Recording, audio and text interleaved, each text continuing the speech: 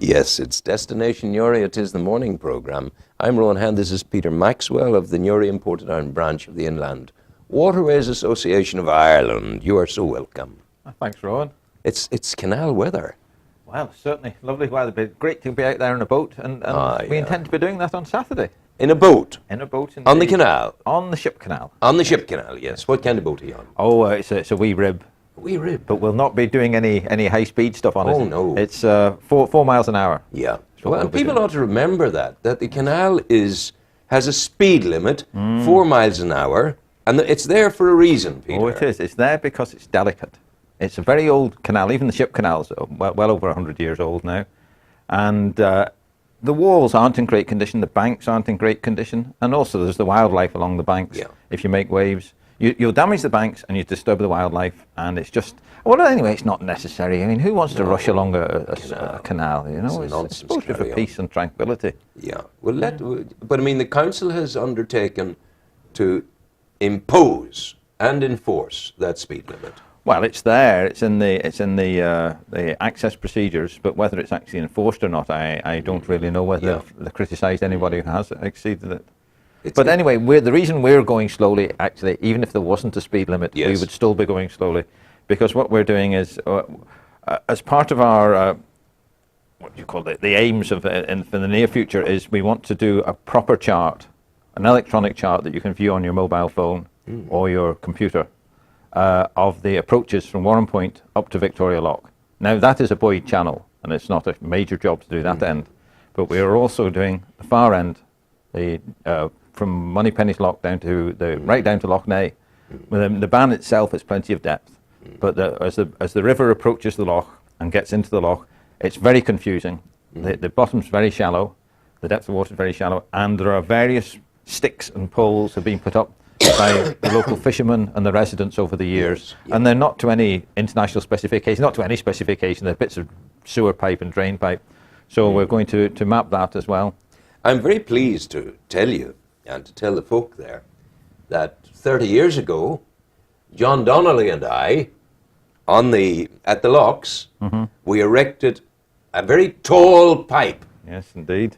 That stands maybe 10 feet, 12 feet high, as a navigational guide into the canal, and that it's still there today. It's still there today, indeed. That's one of the things that we'll be noting on the charts, is the bearing of that, so you know when to turn. It's the Donnelly Boy. Let's call it the Donnelly Boy, because no one has ever named it. Well, it'd be the Donnelly Lead is what it would be. The Donnelly Lead. It's a leading mark. Shall we do that? Yeah, indeed, yes. We'll call it, that's the inland one. We'll call the Donnelly Lead. The inland one is the Donnelly Lead. Certainly, yes. In all the time to come, it shall be known as the Donnelly Lead. Certainly. That's a wonderful tribute to it. Oh, it is indeed, yes, and well deserved. And we've done it here this morning. Yes. I'm pleased about that. So on this Saturday, this is only experimental stuff we're at. Yes. Right now, some of the other branches have been doing charting on Loch Ree and so on down the Shannon. Yeah. And we have got a lot of help from them. But we're setting up, this is the first time we're going to try it. So for ease, we're just going to put a boat on the ship canal. Yes. So there's no currents, no tides, no winds really worth talking about, and we'll just try and get the system working. It's very complicated. It notes your position, it notes the time. GPS. Your GPS position accurate to global a few feet. Positioning system. Indeed, satellites. And the depth, every second. Every second. Yes. So you're going at 4 miles an hour, that's round about every 6 feet. As you go along, and it logs it into a data file on the computer. And this will be hugely helpful if we were to get the Balmoral coming in again. Oh yes. Because I remember, and even when the Asgard came in, which now lies at the bottom of the Bay of Biscay, God help us, the place where we all held our breath and jumped off the deck into the air to lighten her up was passing the quarry, because the spill from the quarry, the dust. Come in, settled, and raised the depth of the canal, and lowered the depth of the canal. You know. Yes, it'd be interesting to find out where the deepest bit is in that area. Absolutely. So we actually weren't going to do the canal itself, but I've been talked into it by the guys who are doing the rest of the charting, the other branches members, because they say for all the time it'll take, and it'll be a good way of experimenting with the equipment, and in better conditions than being on the open sea or at Loch Nay. Yeah. I remember then go beyond the seaward lock of the seaward gate of the lock at Victoria Lock, and you see the Boyd Channel all the way out to Warren Point and beyond. But that Boyd Channel wasn't always there. We held meetings, and council officials came, and money was spent on putting down the crudest, I think maybe £2,000, the crudest of crude voyage there to begin with. It maybe wasn't that amount of money, but this is about 10 years ago, I should think. And then they decided they would do the bit of business and do it correctly. And they did it correctly. Oh yes, it's a great job. Fine voyage. It's a great job, yes. There was a chart done at that time, but it's only like on an A4 piece of paper, and it's actually quite hard to follow, and it was put there so they could locate the buoys in the correct positions. It's not really available, it's not on the Admiralty charts or anything like that. But so ours will relocate the buoys again to the GPS system, just to make sure they haven't moved, because some of them, I went down there one day and there was a mussel dredger, had one of the buoys right out of the water. I don't know if he had the weight on the bottom up in the air, but he'd certainly caught it in his gear and was having a terrible job disentangling himself. Well, accidents will happen, but as long as it wasn't been done with any kind of intention. No. That's the whole thing. No, it's a bit of a miracle they survived. They used to have a tendency to use for target practice. Who did this? Well, any Egypt with a 2-2. Oh, do you know what I did with Donnelly? Donnelly and I used to go down in the winter time and took the greatest pleasure in deconstructing the hunter's hides. Oh, the hunter's hides. Oh, now I don't know what that's. Oh, they've got to live as well, Rowan. They've got to have their hobby, you know. I'm for the little birds. Oh, yes, I'd be for the birds. And Donnelly and I were commandos in doing this thing. And we always did. And I was going to say we'll continue to, but he's up in heaven now. A dastardly fellow. Kind of makes me believe there isn't a God, because he has never winked at me from heaven and said, I'm here and happy. And if he didn't do it to me, then there can't really be anything there, I would have guessed, you know. Yeah.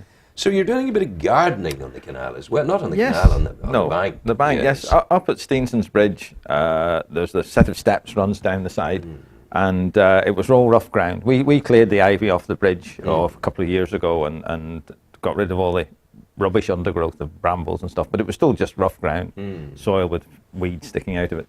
So we've now terraced it with boards. And covered it with that geotex, the stuff they put underneath the gravel. Yes. And planted little plants in it here and there, and filled in round them with stones. Irish River pebbles is what we got for it. We could have got Scottish River pebbles, but they smelled a bit of a haggis, actually. You know, so. Is this the haggis season, I wonder? No, it's January, isn't it? It's around the 24th, is it? January? Yeah, but you're allowed to kill them every month without an hour, something like that. You couldn't kill it with an R anyway. No, you need to give the sporting chance. Throw your haggis in the air and then shoot. You know. It's a bit messy, that. What do you think of haggis? Oh, it's delicious. Oh, I think it's love one of the the stuff. nicest. It's lovely. Yes. And you would take it with turnips. Oh yes, how about haggis and neeps? Haggis and neeps. Yes. And I would take brown sauce with it. Oh no. Must have been a glass of cider goes down very nice. In fact, a mixture of cider and lemonade. Yeah, it's actually very pleasant, nice and light to have with it. Light to have with your haggis. Yeah, but to go back to the gardening bit, so we got 4 tons of stones out of Haldane Fisher. Yesterday, and they all went in by hand because there's a flight of steps and a slope to get down. So they had to be put into like fish boxes. Yes. And then lifted. So there's only enough for one person to lift, I suppose. You're telling me that you can lift a fish box full of stones? No, it was only about a third or even a quarter full. I was beginning to wonder about your sanity. Carry on. No. Yeah. So we got all 4 tons in, and actually there's another 2 tons, I would say, still to go in to finish it off. But the improvement it makes is colossal. We'll have some photographs by next week, hopefully, of it. You know. Same time, same place next week, yes? Oh, yes, indeed. We look forward to that. Yes. So there's one thing missing in all that's happening along the canal.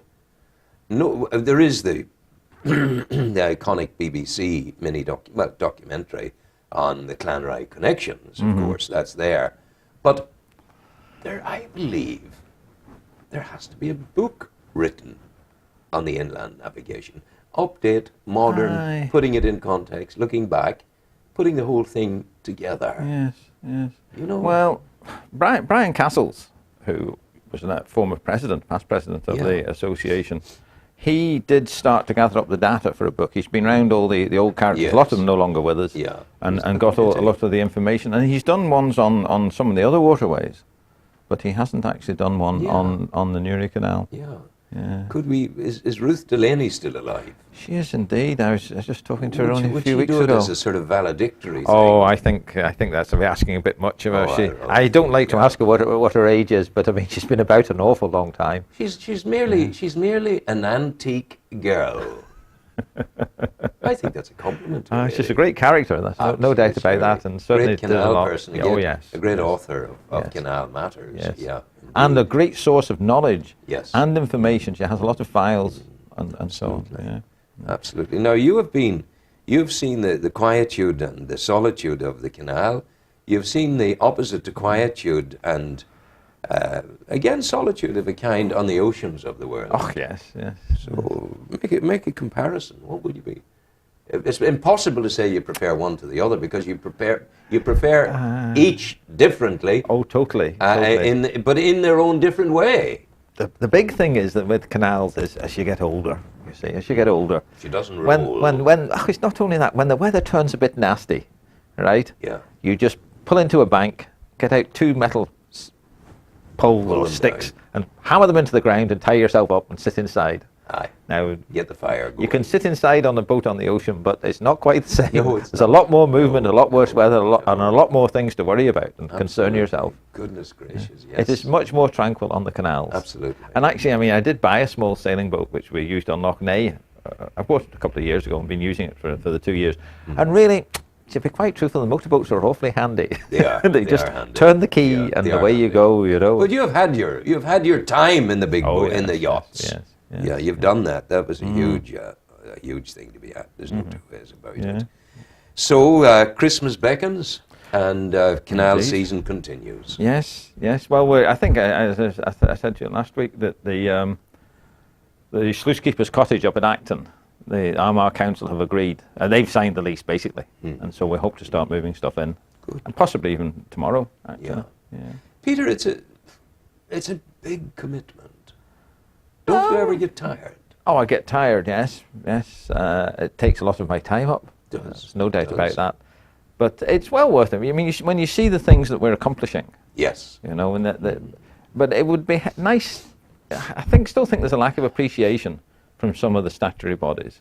Yeah. Now, the Rivers Agency are very good. Now, I know they come under a lot of criticism for flooding. Yes. And that's an issue we're not involved with at all. No, nothing to do with us. Nothing to do with us at all. But from their assistance and guidance, we get a lot back from them. Yes. And the Northern Ireland Environment Agency, Built Heritage, we work very closely with them, and they'll accept reports that we do, and they totally acknowledge that we have the best, what do you call it, the best wishes for the canal. We don't mean it any harm.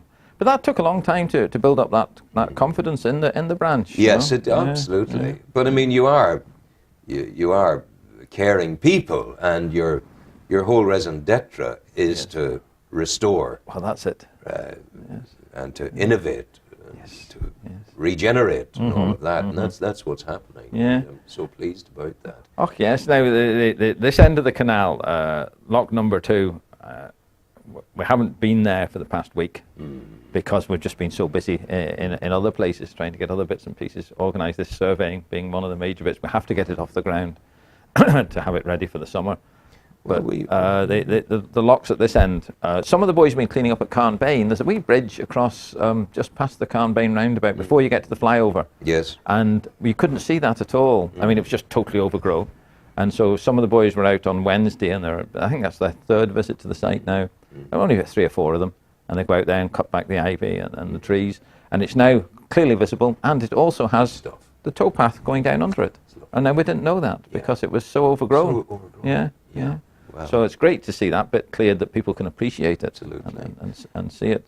Peter, wish you well. Thank you for Ron. coming in. We're going to go to ads now, and we'll actually bid the people farewell on the programme, and you'll join me in doing that this morning. Yes, indeed. So, look, thank you for being with me this morning, from 7:30 as always, and back tomorrow tomorrow morning. And the great interview for you tomorrow is my interview with Father Peter McVerry, Newry man, a great Jesuit of Ireland, a man who for all his adult life has been living amongst the poor of Dublin, with them. I think it was that Pope, the fellow Francis the Good, I call him. He was saying the shepherd must smell like the sheep. Well, Peter McVerry smells like the sheep, and we'll be talking to him tomorrow on the programme about his work in Dublin, especially in this week that saw the death in Dublin of the gentleman who was homeless. He died in a doorway, a blue doorway, 3 steps up, just 50 metres from the seat of the Irish governance in Leinster House. You know, so terrible indictment on society as a whole. It is. Not just Dublin. No, society as a whole. It is. Listen, go well, take care. Be happy and bring happy with you wherever you go. All the best. Peter, thank you. Take care. All the best.